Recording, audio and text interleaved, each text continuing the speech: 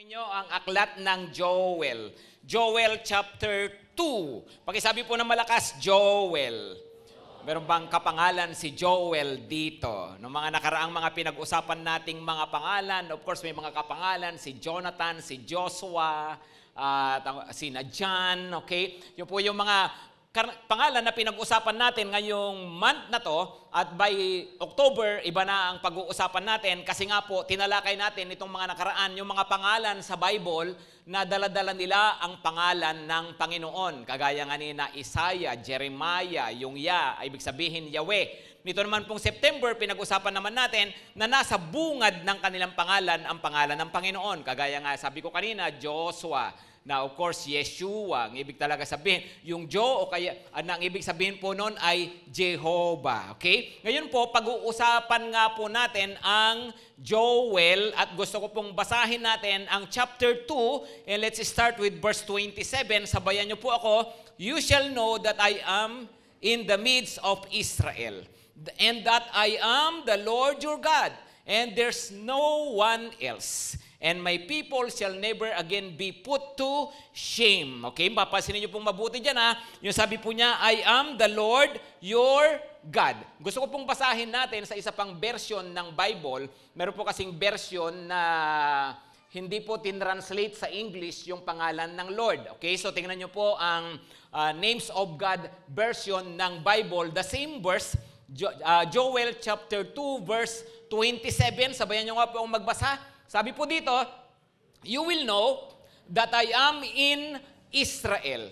I am Yahweh, your Elohim. Okay, gets natin? Sabi niya, I am the Lord, your God. O I am Yahweh, your Elohim. Kasi nga po, karaniwan sa English Bible, instead na sabihin po yung Yahweh, ay tinatranslate na Lord, kasi nga po, istrikto ang mga Israelita sa pagbanggit ng pangalan ng Panginoon. Kaya hindi na nila sinasabi basta-basta, kundi pinapalitan nila ng Adonai, o kaya sa English nga ay Lord. Pero yun po ang ibig sabihin nun, I am Yahweh, your Elohim, o I am the Lord, your God. Ngayon, pakibalikan nga po natin ang pangalang Joel. Ang ibig pong sabihin po ng Joel ay Yahweh is God.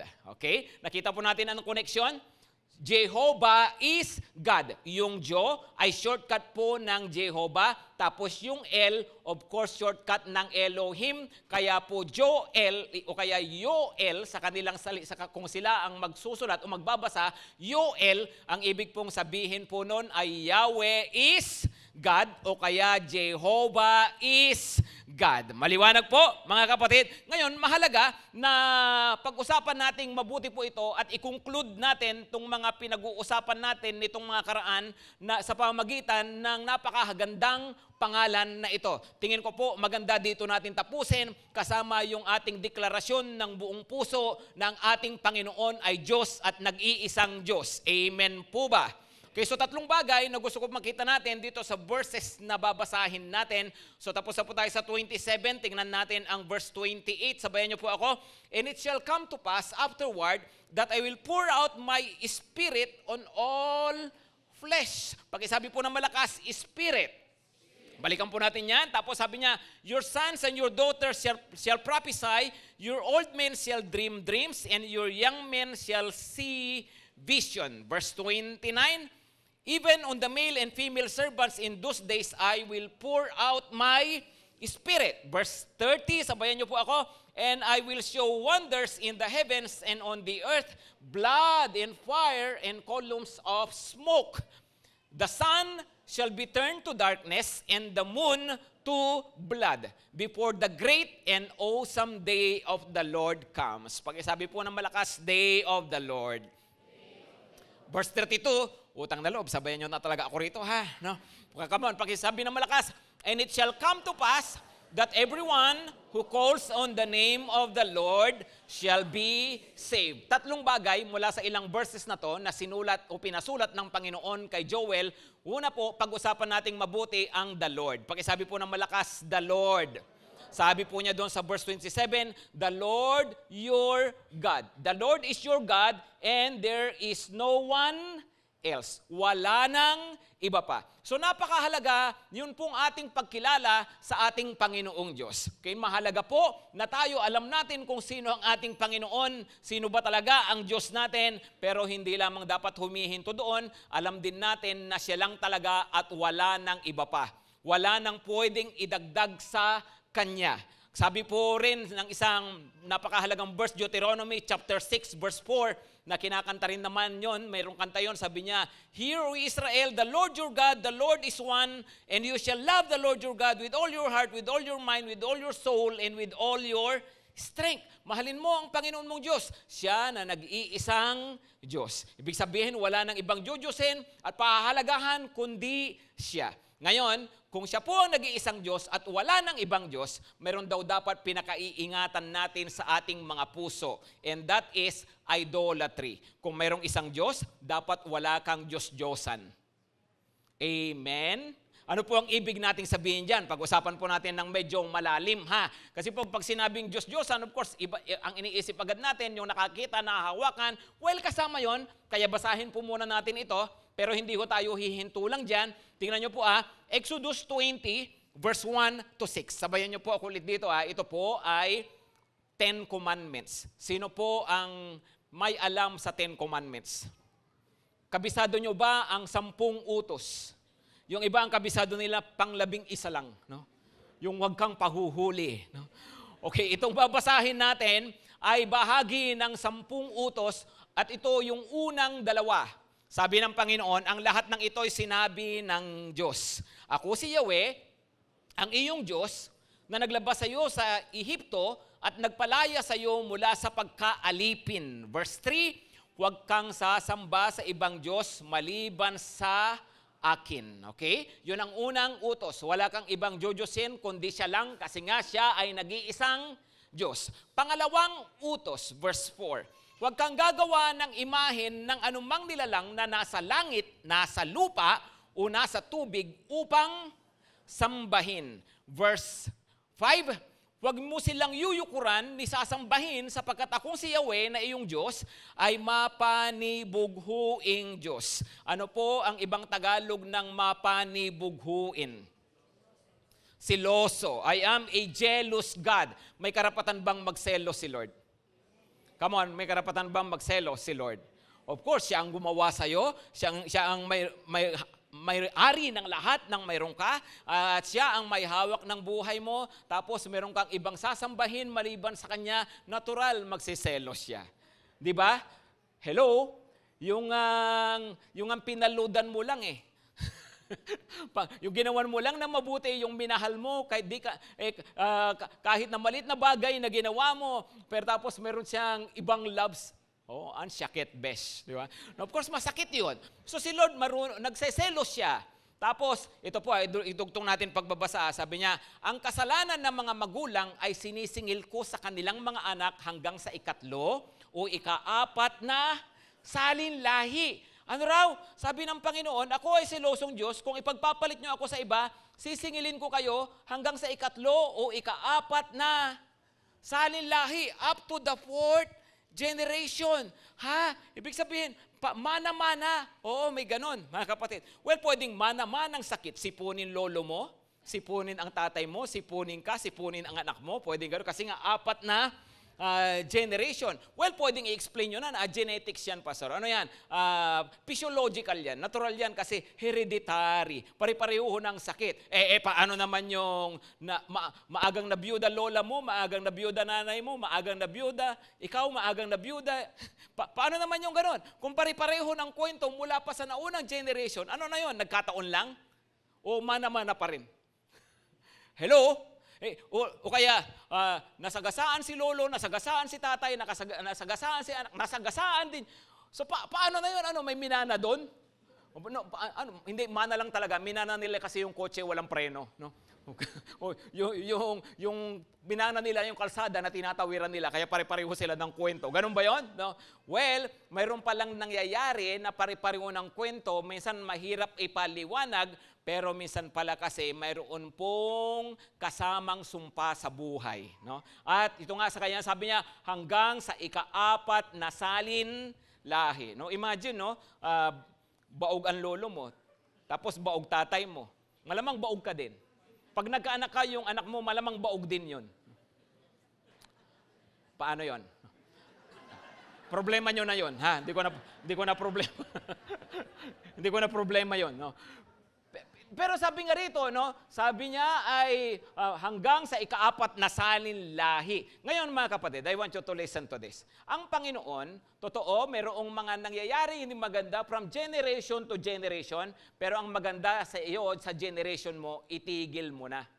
Kasi pag tayo pala, halimbawa, consequence to ng kasalanan ng mga ninuno pa, pero itinigil mo sa buhay mo, itinigil mo sa panahon mo, then hindi na kinakailangan magtuloy yon sa buhay mo at lalong hindi na ipapamana sa lahi mo, sa mga anak at sa mga apo-apo mo. Kaya mas napakaganda raw na sarili nating buhay, sa sarili nating panahon, itigil natin. Maliwanag, mga kapatid. Okay, ituloy natin ang pagbabasa dito sa verse 6. Ngunit ipinadarama ko ang aking pag-ibig sa libo-libong salinlahi ng mga umiibig sa akin at tumutupad sa aking mga kautosan. Wow, mas malaki talaga ang pag-ibig ni Lord. Tama? Tama? So imagine, libo-libong salinlahi. Itong una ay ika-4, ikatlong salinlahi. Pero ang pag-ibig, kabutihan daw ng Diyos, pag ikaw sumusunod sa Kanya, pag ikaw kinikilala mo siya na Diyos ng iyong buhay, libo-libong salinlahi. Kaya mapalad ang anak mo. Amen? Mapalad ang iyong magiging mga apo. No? At sabi po ng Panginoon, ay ito ay pagpapakitaan ko ng aking kabutihan sa libo-libong salinlahi. Pero pansinin niyo pong mabuti, si Lord po pala, napakahalaga sa Kanya, yun pong siya po, sinasamba po natin, kinikilala po natin siya, na siya lang talaga ang ating Diyos. Sa paanong paraan ba talaga? Tingnan niyo po ang John 4 verse 24. 4:24. Sabi po, sabayan niyo ako, ang Diyos ay Espiritu at ang mga sumasamba sa Kanya ay dapat siyang sambahin sa Espiritu at sa katotohanan. Okay? Ano raw po? Ang Diyos ay Espiritu at ang mga sumasamba sa Kanya ay dapat siyang sambahin sa Espiritu at sa katotohanan. Di ba sabi niya, huwag niyong sasambahin ang kung ano-ano? So, ibig sabihin ng Panginoon, kahit pa sabing ako naman iniisip niyo, hindi pa rin dapat. Kasi ang tamang pagsamba para sa akin, sabi ng Panginoon, ay hindi sa mga bagay na nakikita o nahahawakan, kundi dapat akong sambahin sa Espiritu at sa katotohanan. At ang sabi po ng Panginoon, ang sumasamba sa Kanya, lumalapit sa Kanya, sa tamang paraan yun ang Kanyang pinagpapala. Maliwanag po. Gusto ko pong bigyan kayo ng konting palaisipan. Ha? Okay lang ba mag-isip ng konti? Pagkitingin ng katabi, pag-isip din. Pag may time. No? Pag-isipan nyo to, pag-isipan nyo ng konti to. Ha? Kunti lang, slight lang. Tingnan nyo po dito sa Asia, ay, of course, isa tayo sa mahirap na bansa, ang Pilipinas. Yumaman na yung mga katabi nating mga bansa. Of course, ang yayaman ng Singapore, yayaman ng Japan, Korea, no, pati Malaysia, ang taas na rin po ng kanilang economy, no? Ano po kaya ang dahilan po ng lahat ng ito? Mayroon bang kinalaman sa kung paanong ang mga tao ay nakakilala sa Panginoong Diyos o kung ano ang dinala sa mga bansang ito? Nakukumpir ko po yan kasi napupunta po ako puntahan ko na po yung ibang mga bansa na yan. Sa Pilipinas, napupunta rin po ako. Nakukumpir ko talaga sila. So, ano kaya ang dahilan? Well, ganito po. Pag-isipan nyo mabuti. No? Sa Pilipinas, ang dumating ay ang mga Kastila. At nagdala ng pagsamba sa pamamagitan ng mga bagay na nakikita. Sa Singapore, sa iba pang mga bansa sa Asia, nagpunta British. At nagdala sila ng pagsamba sa Panginoong Diyos sa Espiritu lang at sa katotohanan. Pag-isipan niyo mabuti yun. May kinalaman kaya ang kalagayan ng bansang Pilipinas doon at saka yung kalagayan ng mga karatig nating mga bansa? Ito pa ho. Pag-isipan niyo rin po ito. Sa Amerika, North America, South America, US, saka po, of course, Latin America. Yan po yung mga Ecuador, ganyan. Okay, Colombia. Napuntahan na rin namin pareho ni Mami Weng yan. No? At napakalaki po ng difference ng buhay. Ibang-iba ang buhay sa US, Ibang-iba po ang kalagayan ng Latin America. Espanyol ang mga tao dito. Ang pumunta rito, mga Spanish. Ang pumunta naman dito ay yung mga English. Yun nga po, yung British Empire pa rin. Mga bahagi pa rin sila ng British Empire. Pansinin po ninyo mabuti, ang laki ng pagkakaiba. Ang dinala po ng mga Espanyol dito, pagsamba sa mga bagay na nakikita at nahahawakan, ang dinala ng mga English dito ay yun pong pagsamba sa Diyos sa Espiritu ayon sa Biblia. Tingin po ninyo, may kinalaman? Pag-isipan nyo lang, ha? Huwag nyo sabihin sa akin ang sagot, no? Pero hindi nga, di ba? Parang laki ng difference. Well, no, pwede ka nga kasi po na yan po ay dahil nga po sa salitang ito ng Panginoon. Nananatiling totoo kahit saan at kahit kailan natin dalhin. Amen? O ngayon ganito po. Speaking of idolatry pa rin, paano ba yan? Pag ba sinabing Diyos-Diyosan, lagi lang yung mga bagay na nakikita, lagi lang ba yung mga bagay na nahawakan, mga bagay na niluluhuran? Alam nyo po, of course sa atin, hindi ko naman ginagawa yun, Pastor. Pero does it mean that you no longer have any idol in your life? Ganon ba agad yun? Matik na ba yun? Well, magandang chinecheck po ang puso. Ano po ba ang idolatry? Ano ba ang idol? Anything and anyone that takes the place of God in your life is an idol to you. Ulitin ko po yun ha, anuman o sino man na kumukuha ng lugar ng Diyos sa buhay mo ay Diyos-Diyosan para sa'yo. Anuman na nakakaagaw ng lugar ng Diyos sa iyong buhay, yan ang iyong Diyos-Diyosan. Maliwanag po? Halimbawa po, pwedeng ito po ay mga material na bagay. Alam nyo ba, sabi po sa Colossians chapter 3, verse 5, ang pagmamahal sa salapi, yan, covetousness, sabi po niya. Ano ang tawag po sa covetousness? It is, hello? Ano raw po siya? It is idolatry. Ano raw po? Pagmamahal sa salapi, sa pera, ay pagsamba sa Diyos-Diyosan.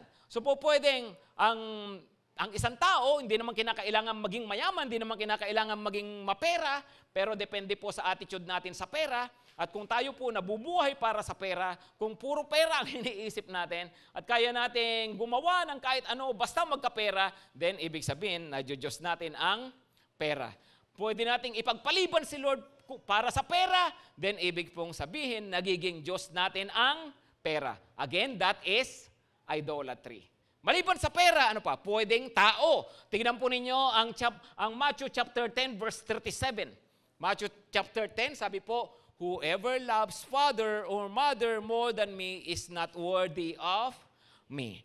And whoever loves son or daughter more than me is not worthy of me. Ano raw? Sabi, kung mamahalin nyo yung tao nang higit pa sa pagmamahal nyo sa akin, then sabi niya, hindi kayo karapat dapat sa akin. Bakit? Kasi po, pag inilagay na natin ang tao ng higit pa sa posisyon ng Diyos sa buhay natin, ibig sabihin, parang yun na ang Diyos ng buhay natin. Hello, mga kapatid. Kaya kung ganun po tayo, kung mas mahal mo asawa mo, kaysa kay Lord, pag uwi mo ng bahay, sabihin mo mamaya, magandang gabi, Diyos ha? No? Tawagin mo ng Diyos sa misis mo, ha? No? Pag po mas pinapahalagan natin at nangingibabaw yung tao kaysa sa Panginoon, mali na po yun. Ipinapaliwanag ko naman po ito from time to time. Ibig bang sabihin, Pastor, babawasan ko ang pagmamahal ko sa asawa ko? Dapat slight lang? Hindi, huwag mong bawasan. Dagdagan mo ang pagmamahal mo kay Lord, dapat lalo nangingibabaw. Yung pagmamahal mo sa asawa mo, hayaan mong andyan. Kung itataas mo man pagmamahal mo sa asawa mo o sa anak mo o sino man, itaas mo lang ng itaas, huwag lang niyang aabutan yung pagmamahal mo kay Lord. Dapat lalong laging mataas ang pagmamahal, pagpapahalaga mo at yung iyong pagsunod sa Panginoon. Amen? Hello? Diba? Kasi sa totoo lang po, yan ang isang malaking problema natin. Napakaraming tao, kahit pa sinasabi nilang mga Christian sila, napakadaling ipagpalit si Lord pagdating sa tao. Diba? Madaling baliwalain si Lord dahil sa tao. Pero sabi ng Panginoon, mas mahalin natin siya ng higit sa kanino paman. Amen? Okay, ituloy natin itong verse na to. Verse 38, sabi pa, and whoever does not take his cross and follow me is not worthy of me. Sa ibang book po niya, sabi niya, you cannot be my disciple. No, ano raw? Sabi ng Panginoon, pasanin niyo ang inyong krus, sumunod kayo sa akin. Minsan may involved na sacrifice. Ngayon, kung minsan po, ang problema po natin, sa totoo lang, ang idol natin is our comfort. Hello, yung masarap na buhay, maginhawang buhay. Hindi natin ma-sacrifice. Hindi tayo makapagbigay ng buhay natin talaga sa Panginoon. Why? Kasi minsan mayroong kinakailangan tayong i-sacrifice. Then, ibig sabihin po, mas pinapahalagahan natin yung comfort natin, mas pinapahalagahan natin yung mas maganda nating buhay kaysa po sa Panginoon. You see, anything can be an idol. Uulitin ko po, anything or anyone that takes the place of God in your life is an idol to you. Hello? Maliwanag po ba? Okay, so ano raw po ang dapat gawin? Well, ang sabi po ng salita ng Panginoon, beware of idolatry or rid yourselves of any idols. Tanggalin daw natin ang mga Diyos-Diyosan sa buhay natin. Amen? Okay, so that's number 1, the Lord. Number 2 na pag-usapan natin na binanggit dito sa verse na to ay the Spirit of the Lord. Pakisabi po, the Spirit of the Lord. Verse 28, balikan natin yung verse 28.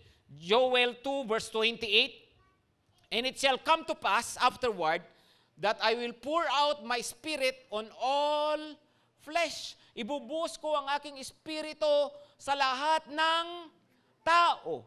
Kailan nangyari po iyon? Well, tingnan nyo po ang gawa. Gawa, no? Ito na po, punta po tayo sa New Testament. Binabasa natin Old Testament. Gawa, chapter 2, Acts chapter 2. Nagkakatipon silang lahat sa isang lugar nang sumapit ang araw ng Pentecostes. Walang ano-ano may ingay na nagmula sa langit na tulad ng ugong ng malakas na hangin at napuno ito ang bahay na kinaroroonan nila. So they were gathering, tapos lumakas ang hangin, tapos mayroong parang dilang apoy na dumapo sa bawat isa sa kanila. Ano na yon? Yun na pala ang banal na Espiritu. At silang lahat ay napuspos ng Espiritu. At nagsimulang magsalita ng iba't ibang wika ayon sa pinagkaloob sa kanila ng Espiritu. Narinig sila ngayon ng mga tao sa paligid. Sabi nila, ano yung mga yun? Ba't sila nakapagsalita ng ganon? Ba't nila nagawa yun? Di ba, hindi naman nila alam yung salitang yan. Ba't nila nasasabi yung salita natin? Yung mga tao sa paligid na mga galing po sa iba-ibang mga lugar. Kasi piyesta nun. No? So, ang daming mga galing sa iba-ibang mga bansa. Anyway, so sabi nila, may sagot nila, mga lasing lang yung mga yan. Mga lasing lang. Tumayo si Pedro. Okay? Sabi niya, mga kababayan, hindi kami lasing. Umaga pa lang. Mamaya pa kami maglalasing. No? And hindi ganun. Baka mamaya kasi may nagpaplano rito. Mamaya church muna, tapos maglasing. Ganon. No? Sumagot siya. No? Tingnan nyo po yung Tingnan nyo yung verse 16. Verse 16, sabi po, ang nakikita nyo, hindi kami lasing, sabi niya sa verse 15, ang nakikita nyo ay katuparan ng ipinahayag ni Propeta, sino? Sino po? Propeta Joel. Verse 17, ito ang gagawin ko sa mga huling araw, sabi ng Diyos. Ibubuhos ko ang aking espiritu sa lahat ng tao. Ipapahayag ng inyong mga anak na lalaki at babae ang aking mensahe. You see, pareho dun sa nabasa natin kanina, tama? Hello, tama? Pagbuhos ng Espiritu ng Panginoon. So first we talk about the Lord. He is one, there's no one else. Pero number 2, we have the Spirit of the Lord. The Spirit of the Lord came to us. Ang banal na Espiritu ng Panginoon ay dumating sa buhay natin. Pagdating ng New Testament, okay? Pakinggan nyo mabuti to, mga kapatid. Kung i-compare nyo ang Old Testament sa New Testament, pagdating sa kilos ng Holy Spirit, mapapansin nyo po dyan na ang banal na Espiritu, sabi po ay ang ginagamit na salita, the Spirit of the Lord came upon. No? Halimbawa, the Spirit of the Lord came upon Samson. At dahil dyan, si Samson naging powerful. Okay? Because the Spirit of the Lord came upon him. Pero pagdating po sa New Testament, ang ginagamit po na preposition ay hindi na po upon, kundi ang ginagamit na ay in. Sabi po ng Bible, sabi po ng Panginoong Jesus, the Holy Spirit will come to you and He will be in you. Malaki ang pagkakaiba ng upon you doon sa in you. Hello? Paano naiba yun, Pastor? Listen, no? Sa Old Testament, ang banal na espiritu ay dumarating sa buhay ng mga tao, kagaya nga ni na Samson, sina David, tinutulungan sila, binibigyan sila ng kakayahan at nangingibabaw sa kanila. Ibig sabihin ay ine-empower sila, tinutulungan sila. Pero ang ginagamit na salita, the Spirit of the Lord came upon them. Pagdating sa New Testament, the Spirit of God comes into us. Hindi na siya nasa atin lang, sumasa atin lang, siya mismo ay nasa loob na natin. Bakit, mga kapatid? Pakinggan nyo mabuti. Iba nung Old Testament. Kasi nung Old Testament, hindi pa namamatay ang Panginoong Hesus sa krus. Pagdating sa New Testament, ang Panginoong Hesus namatay sa krus at sa pamamagitan ng kanyang dugo ay binayaran niya ang ating mga kasalanan. At lahat ng sumampalataya sa kanya nahugasan ang kasalanan at ang kanilang naging pagkatao ay naging banal na. Ang pagkatao ng sino mang sumampalataya kay Hesus ay nahugasan na ng dugo, naging malinis na, kaya karapat-dapat na ngayon natirhan ng Espiritu ng Panginoon. Amen. Palakpakan naman natin ang ginawa ni Jesus sa buhay natin. Because Jesus died on the cross for us. Nung mamatay siya para sa atin, ngayon, ang buhay natin ngayon, pinananahanan na ng banal na Espiritu. At natupad ngayon, kaya yung binasa nating verse na Tagalog na yon sa Gawa, si Jesus kasi noon, namatay na sa krus, umakyat na sa langit, at sabi niya, antayin nyo, parating ang banal na Espiritu na titira na sa inyo. At ngayon, maliwanag ang sabi ng Bible, sabi po niya sa Ephesians 1:13, having believed, you have received the Holy Spirit. Nung sumampalataya ka kay Jesus, tinanggap mo ang banal na Espiritu. Ano raw? Having believed, you have received. Pakisabi po, having believed, I have received. Come on, once more. Having believed, I have received. Nung sumampalataya ka, tinanggap mo. Ang tinanggap mo ang banal na Espiritu. Kaya ang sabi ng Bible, tayo po ang ating mga katawan, lahat tayo ngayon ay templo ng banal na Espiritu.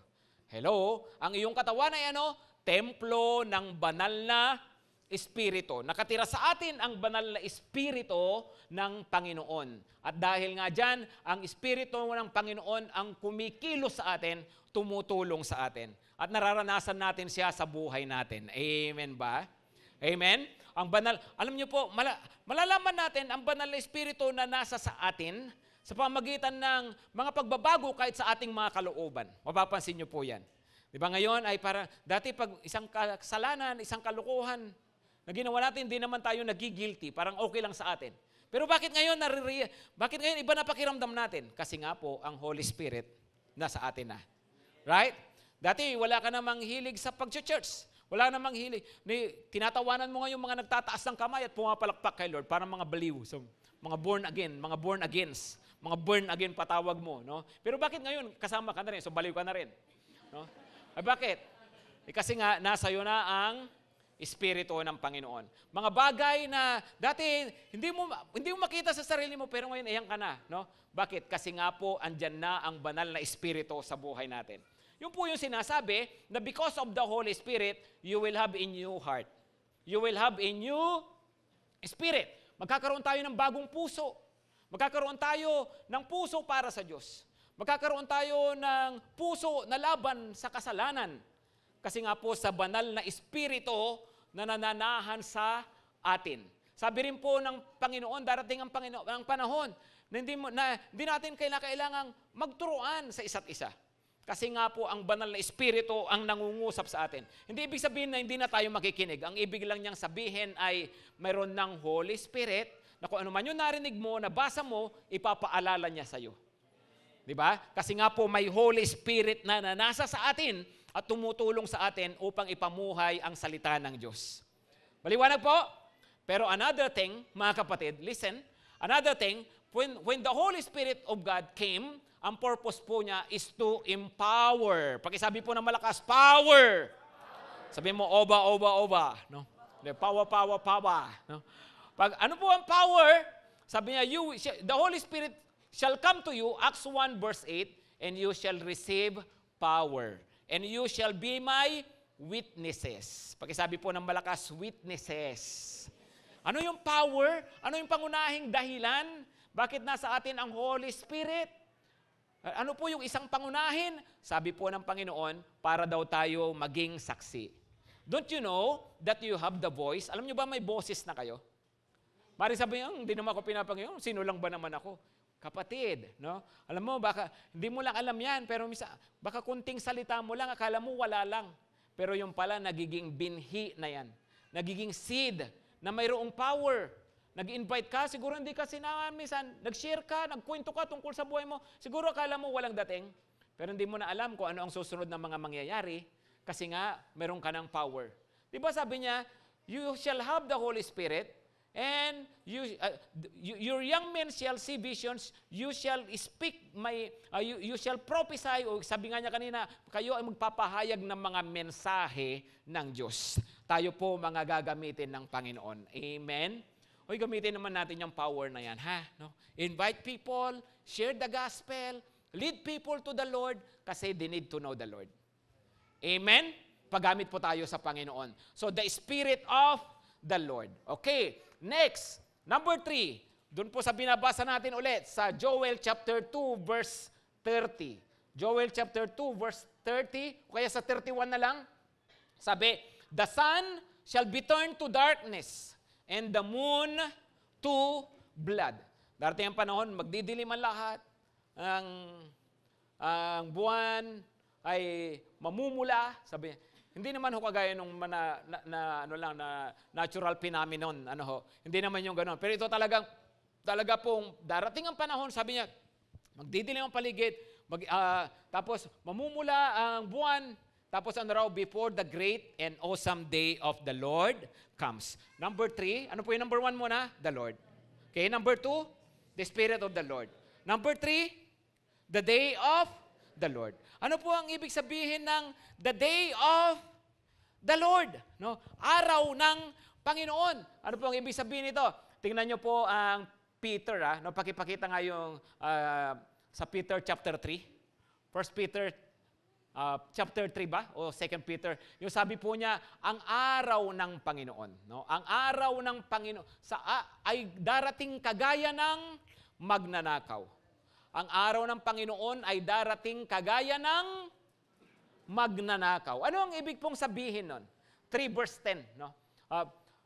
Kung pag sinabing, the day of the Lord will come like a thief. Pag sinabing darating parang magnanakaw, ano ang ibig sabihin nun? Sige nga. Come on, pakibasa nga ng malakas. But the day of the Lord will come like a thief. And then the heavens will pass away like a roar. Unahin po muna natin yon. The day of the Lord will come like a thief. So kung parang magnanakaw, ibig pong sabihin po niyan, hindi mo alam kung saan at kung kailan darating. Tama? Sino rito ang nanakawan na? At nagpa-schedule yung magnanakaw sa inyo. No? Paki-ready lang yung mga Saka pwede pakibalot na rin para hindi na ako mahirapan. Ganon. Saka pakibuksan naman yung pintuan para. Pero pag ganon, no? Pag sinabi pong the day of the Lord comes like a thief, ibig sabihin po niyan, hindi mo alam kung kailan darating. Basta darating ang araw na yan. Hindi mo expected, pero asahan mo, darating yan. No? At ano raw ang mangyayari? And then the heaven will pass away. Magugunaw ang kalangitan. Tapos, and the heavenly bodies will be burnt up. Masusunog ang lahat and dissolved. And the earth and the works that are done in it will be exposed. Lahat ng bagay ay matutupok. Lahat ng bagay ay mawawala. When the day of the Lord comes. So ano po ang ibig sabihin ng day of the Lord? Ito po ay ang pagbabalik ng Panginoon, araw ng pagbabalik, araw ng pagtutuos, araw po ng paghuhukom ng Panginoon, at araw ng pagkawala ng lahat. Hindi necessaryong 24 days, kundi ito po yung sinasabi na period, ito po yung panahon na darating ang Panginoon at tayo po ay mananagot sa Kanya. Pakitignan yung katabi, pakisabihan, may araw ka rin, bebe. No? May araw ka rin, whether you like it or not. No? Sa totoo lang po, di ba, sinasabi ng mga tao ay, ba't naman ganun? Actually, sa Peter, sabi nga nila, no? Ang tagal na sinasabi yan, darating si Jesus, hindi naman bumabalik eh. Yung iba pa nagsasabi, bakit ganun? Pinapabayaan ng Panginoon yung mga masasama na nagpapatuloy. Hindi naman sila pinaparusahan. Bakit si Lord parang hinahayaan lang niya? Kala ko ba may Diyos, bakit hinahayaan niya itong mga kasamaan na nangyayari sa mundo? Ganon yung mga sabi-sabi ng mga tao, right? Pero alam po ninyo, ngayon lang yan. No? Pero may araw ang Panginoon. May araw ng pananagot lahat. Kala nung iba ay, wala talagang Diyos. Hindi, wala yan kahit anong gawin mo. Sige, bahala ka. No? Di mo katabi mo, sabi mo, bla ka dyan. Bahala ka dyan. No? Alam niyo po, bahala kayo. Yung mga tao sa paligid, kala nila ganun-ganun lang yon. No? Nabubuhay, na binabastos ang Diyos. Tapos, yung nga po, ang lalakas na nga ng loob ng mga tao ngayon, di ba? Yung mga pagsamba sa kung ano-anong mga demonyo, mga Diyos-Diyosan, kung ano-ano talagang mga talagang lantad na, wala nang itinatago. Kung hamakin ang pangalan ng Panginoon, kung ipangalandakan na walang Diyos, at yung iba pa nga, yung mga atheists, yung mga natingin nila sa kanilang sarili, mas matatalino sila kaysa sa mga naniniwalang may Diyos. Para sa kanila, kabubuhan ang maniwala sa Diyos, bahala sila. No? Yung para sa kanila, pag sumusunod ka sa Panginoon, ay ikaw yung outdated. Ikaw yung nawawala na sa panahon. Hindi na panahon lahat ng ito. Okay? Bahala sila. No? Bakit po? Kasi po may araw ang Panginoon. Diba? Sige, mabuhay ka lang hanggat sa paraan na gusto mong mabuhay. Gawin mo lang lahat ng gusto mong gawin. Sabihin mo lang lahat ng gusto mong sabihin. Pero tandaan mo, araw mo lang ngayon. May araw si Lord. Hello? May araw ang Panginoon. Alam niyo po, isang bagay na naging kalakasan ko po ito. Tagal ko na rin namang sumusunod sa Panginoon. Nakilala ko si Lord, 15 years old ako eh. No? So mag-54 na po ako next month. Ngayon, ibig sabihin, ilan na yon? Mga almost 40 years na rin. No? Almost 40 years na po ako na tuloy-tuloy na sumusunod sa Panginoon. Pagka-graduate ko ng high school, nag-Bible college na ako, hanggang nag-seminary po ako. Tuloy-tuloy po yun. No? Pero alam niyo po kung bakit ako tuloy-tuloy, isa po itong dahilan. No? Alam ko po kasi na at buong puso ang aking paniniwala na hindi lang dito ang buhay. Na mayroon pong pangwalang hanggan. Actually, nasa Bible college pa lang yata ako noon. Parang naging very clear sa isip ko, naging very clear sa puso ko na mayroon talagang eternity. May forever. Mayroon talaga. At dahil mayroon yan, yan po ang aking kalakasan. No, yan po yung, kaya tuloy-tuloy ako sumusunod, tuloy-tuloy ako naglilingkod sa Panginoon. Kahit na may struggle, kahit nahirapan, kahit may mga ibang choices na pwedeng gawin sa buhay, no, di ko titigilan paglilingkod sa Panginoon. No, bakit? Kasi alam ko po, mayroong eternity. Mayroong pang walang hanggan. At I hope magkaroon ng revelation sa mga puso natin na ang buhay hindi lang hanggang dito, mga kapatid. May araw ang Panginoon. At pagkatapos ng araw na yan, ay pang walang hanggan na pagpakikisama natin sa kaharian ng Panginoon. At lahat daw ng ginawa natin ay hindi mawawalan ng kabuluhan. Amen ba? Tingnan niyo po ito 2 Thessalonians 1. 2 Thessalonians 1, basahin po natin, ikalawang Thessalonica, chapter 1, basahin na lang natin verse 8 na lang, verse 8. Sabi po niya, darating si Lord, sabi sa verse 7, na may naglalagablab na apoy. Parurusahan ang lahat ng hindi kumikilala sa Diyos at hindi sumusunod sa magandang balita ng Panginoong Hesus. Sa araw ng Panginoon, ano ang mangyayari? Parurusahan ang lahat ng hindi kumikilala sa Diyos. Hindi kumikilala sa Diyos. At hindi sumusunod sa magandang balita ng Panginoong Jesus. Ano ang ibig sabihin nun? Pwede palang naniniwala naman sa Diyos, kumikilala naman sa Diyos, pero hindi sumusunod sa magandang balita. Ganun pa rin, no? May araw pa rin yan. No? May araw pa rin sa Kanya. No? Bakit? Ano po ba ang pagsunod sa magandang balita? Ito po, pakinggan niyo mabuti. How do I obey the gospel? Repent, believe. Repent and believe. Ano ang gusto ng Panginoon na gawin ko? Paano bang ibig sabihin ng obey the gospel? Sumunod sa magandang balita, repent and believe. Pakisabi na malakas, repent and believe. Pag sinabing repent, talikuran ng kasalanan, bumalik sa Diyos, sumunod sa Panginoon, at sumampalatayan ng buong puso sa Panginoong Hesukristo. Amen? Verse 9. Sabi po, sige sa verse 9. Magdurusa sila ng walang hanggang kapahamakan at mahihiwalay sila sa Panginoon at sa dakila niyang kapangyarihan. Hindi po ito imbento ng tao, binabasa ko lang po sa inyo kung ano ang sabi ng salita ng Diyos. Tapos po, verse 10, ano sabi sa verse 10? Mangyayari ito sa araw ng kanyang pagparito upang tumanggap ng papuri mula sa kanyang mga hinirang at ng parangal ng lahat ng sumasampalataya sa Kanya. Dalawa lang naman po, ano po, ang daratnan ni Lord eh. Yun pong mga tao na nasa Kanya at yung mga tao na wala sa Kanya. Yung mga nasa Kanya ay sila po, hindi po nakakatakot yung araw na yan. Listen carefully mga kapatid, ang day of the Lord hindi nakakatakot kung ikaw ay na kay Lord. Amen?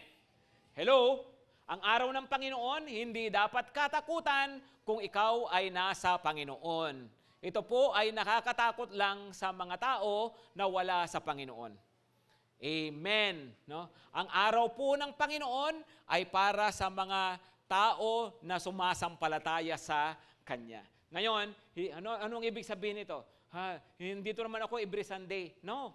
Being in the church on Sunday does not mean that you are ready for the day of the Lord. Tuwing Sunday naman eh. Hindi. Pinag-uusapan dito yung personal nating relasyon sa Panginoon. Ikaw ba talagang sumampalataya na, nag-repent na ba talaga sa Panginoon? Amen? Hello, maliwanag po ba? Mga kapatid, okay, another verse. Tingnan nyo po itong 2 Corinthians 1 verse 14. 2 Corinthians 1:14. Just as you did partially understand us, that on the day of our Lord Jesus, you will boast of us, as we will boast of you. Ano raw? On the day of the Lord, ano raw? You will boast of us, as we will boast of you. Okay, sa ngayon po kasi, parang ano, di ba? Pag sumusunod ka sa Panginoon, siyempre, sino ba nakaka-appreciate sa mga tao na sumusunod sa Panginoon? Most likely, yung mga tao rin na kapwa mo kumikilala sa Panginoon. Tama? Pero mas marami, majority ng mga tao sa mundo, hindi naman kumikilala kay Lord. So of course, hindi lahat ng tao, hindi ka ma-appreciate ng mga tao. Right? Pag-iisipan ka nila ng kung ano-ano. Tama? Hello, tama ba? At maaring yung pag-church mo o pagsunod mo sa Panginoon para sa kanila ay isang kalukuhan. Para sa kanila, isang pag-aaksaya ng oras. No? Yung iyong mga paglilingkod sa Panginoon, parang hindi mo ginagamit yung isip mo. Di ba? Pero tandaan po ninyo, sabi po niya, balang araw, sa araw ng Panginoon, makikita natin lahat ang halaga ng ginawa natin. At balang araw, sabi niya, yung pala, no? Salamat, ay mabuti na lang pala, no? At ako ay talagang sumunod sa Panginoon. At may pagmamalaki natin ang ating pagsunod kay Lord. May pagmamalaki natin na tayo po ay mga magkakapatid sa Panginoon. Amen? Hello, amen po ba? You will boast of us as we will boast of you. Wow, maaring sa ngayon may ginagawa ka, parang wala lang, hindi ka na-appreciate, pero bandang huli, no? Yan ay isang magiging karangalan sa Panginoon. Hello? Alam niyo, kahit po sa mga paglilingkod sa Panginoon, yan si Apostol Pablo, ba't ba sinasabi ni Apostol Pablo yan?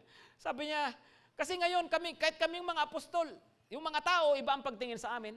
Masama ang pagtingin sa amin, kala naloloko kami ng mga tao, kala ay nandaraya kami ng mga tao. Pero balang araw, mga kapatid, makikita nyo, no, na pagdating ng Panginoon, makikita nyo, you will boast of us. No? At lahat po tayo, pwedeng mapag-isipan ng hindi maganda pag tayo sumusunod at naglilingkod sa Panginoon. Tama? Ang mga tao ngayon, maraming mga tao ngayon, parang hindi na makapaniwala na mayroon pang mga tao na gumagawa ng mabuti na walang kapalit. Parang maraming mga tao ngayon, parang hindi nila mapaniwalaan na may mga taong gagawa pa rin talaga ng maganda na para lang talaga sa Lord at hindi dahil para sa kanilang sarili. May mga tao ngayon, hindi, may paniwalaan yon, no? Pero, mayroon pa rin mga taong gano'n, mga kapatid. No? At magkaalaman na lang tayo sa finals. Amen? Sabihin mo sa katabi mo, kaalaman na lang sa finals. Ha? No? Kahit kami mga pastor, di ba? Kahit kami mga pastor, pwede mo pag-isipan ng kung ano-ano, no? Kahit seryoso at buong puso kang naglilingkod sa Panginoon, akala ay dahil sa personal na dahilan, no? Akala, yung iba sabi, negosyo lang yan, pera lang yan, di ba? Kaya nga po lagi ko nga pong sinasabi, pampihira. Nag-aaral ako ng Bible College, nag-aaral ako ng seminary, 7 taon, kung kumuha na lang ako ng cosmetology, di may sarili na akong parlor ngayon. pero hindi nga po, di ba? balang araw, magkakaalaman at makikita natin, okay, no? Totoo pala yun, no? At ipagmamalaki natin, makikita natin na yung lahat ng ginawa natin para sa Panginoon, hindi nawalan ng kabuluhan. Kahit kapwa mo Kristiyano, minsan di ka maintindihan. Di ba? Kala ay papaloko ka dyan sa cell leader mo na yan. Ganun tayo di ba? Well, sige po, sige lang, basta balang araw, may finals, no? Sa araw ng Panginoon, linilaw ang lahat ng bagay. Amen? Mga bagay na minamalit ng tao, makikita natin napakalaking bagay pala sa harapan ng Panginoon. Mga bagay na sobrang pinapahalagahan ng tao ngayon, marirealize ng mga tao balang araw, walang kwenta pala sa harapan ng Diyos. Kaya nga po lagi natin tatandaan, mayroon pong Day of the Lord. Pakisabi po na malakas, Day of the Lord. Okay. At sabi nga po niya, doon po sa, binasa natin kanina, doon po sa Peter 3 verse 10, sabi po, kaya nga po, sabi po niya doon, so ano ang dapat natin gawin? Habang inaantay natin ang araw na yon, tayo raw po ay maging totoong mga makadiyos. Amen? Tumayo na po tayong lahat, tawagin ko po ang ating worship team. Pakisabi po ng malakas, the Lord is God. Come on, the Lord is God. Ano po ibig sabihin ng Joel? Come on, ano ulit ibig sabihin ng Joel? The Lord is God, o Yahweh is God. Ang Panginoong Diyos ay, ang Panginoon ay ating Diyos. Pakinggan nyo mabuti ito, mga kapatid. Para hindi kayo nako-confuse, para clear tayo. Ang ibig pong sabihin nga po ng Yahweh, ang Yahweh po, galing sa pagpapakilala ng Panginoon na sabi ni Moses sa kanya, ano sasabihin ko na pangalan mo? Sabi niya kay Lord. Sabi ng Panginoon, sumagot, I am what I am. I am. Yun po, yung salitang I am, yun po ang kahulugan ng Yahweh. Okay? So hindi talaga siya pangalan na Rafi, Weng, no? Hindi ganoon, no? Kundi Yahweh means I am. Yun ang pagpapakilala niya ng kanyang sarili sa Old Testament. Pagdating sa New Testament, paano siyang nagpakilala sa atin? Yung I am na yun pala, I am the Father, I am the Son, and I am the Holy Spirit. Kaya nga si Lord, may ilang beses niya sinabi, di ba? Sa John, I am the light of the world. I am the life. I am the way, the truth, and the life. Di ba? I am the bread of life. Paulit-ulit po ang Panginoon sa pagsasabi na siya mismo pala yung I am na yon. Na ang Ama, ang Panginoong Hesukristo, ang Banal na Espiritu, sila yung nag-iisang Diyos, sila ang I am. Amen? Mga kapatid, ngayon, gusto ko pong balikan lang po natin ito. Ano po? Verse 32, balikan natin yung verse 32. Sa Joel chapter 2. Sabi po ay, and it shall come to pass that everyone who calls on the name of the Lord shall be saved. Sino man tumawag sa pangalan ng Panginoon ay maliligtas. Inulit din po yan sa Roma. Ano po, sabi din po sa Roma ay sino mang tumawag sa pangalan ng Panginoon ay maliligtas. Paano ang tatawag daw? Sabi kong ipapahayag ng iyong labi. Kung maniniwala ka ng buong puso at ipapahayag ng iyong labi na si Jesus ay Panginoon, ikaw ay maliligtas. So, kaya nga sabi ko po kanina, no? Paano ba, ang day of the Lord, hindi natatakutan niya actually, dapat excited ka pa nga dyan, no? Kasi alam mo, nasa iyo ang Panginoon at ikaw ay ligtas. Kaya sa oras na to, pwede ba yumuko lang po tayo sandali, no? At pumikit. Hindi ko alam kung may first timer dito o may bisita po dito. Kung mayroon man, pakinggan mo ito. O siguro matagal ka na rin naman dito, pero nagawa ko na ba talaga ito? Sumampalataya ng buong puso at ipahayag ng aking labi na si Jesus ay tagapagligtas? Tumawag na ba talaga ako sa pangalan ng Panginoon para sa kaligtasan ng aking kaluluwa? Kasi pwedeng tumatawag tayo sa Panginoon para saan? Para sa pera, para sa kalusugan, para sa problema. Pero iba ang tumatawag sa pangalan ng Panginoon para sa kaligtasan. At ang sabi niya, everyone who calls on the name of the Lord shall be saved. So kapatid, ito ang opportunity, kaibigan, ito yung opportunity mo. Ito yung pagkakataon mo na tumawag talaga ng buong puso kay Jesus. Everyone who calls on the name of the Lord will be saved. Anong gagawin kong pagtawag? Lumapit ka ngayon sa Kanya. Repent and believe. Humingi ka ng tawad sa iyong kasalanan. At sumampalataya ka ng buong puso Sabihin mo sa Kanya, Lord, I want you. I want your salvation. I want you in my life. Kung gusto nyo gawin yon, sundan nyo lang po itong prayer na to. Prayer ng ating pagkilala, pagtawag sa Panginoon.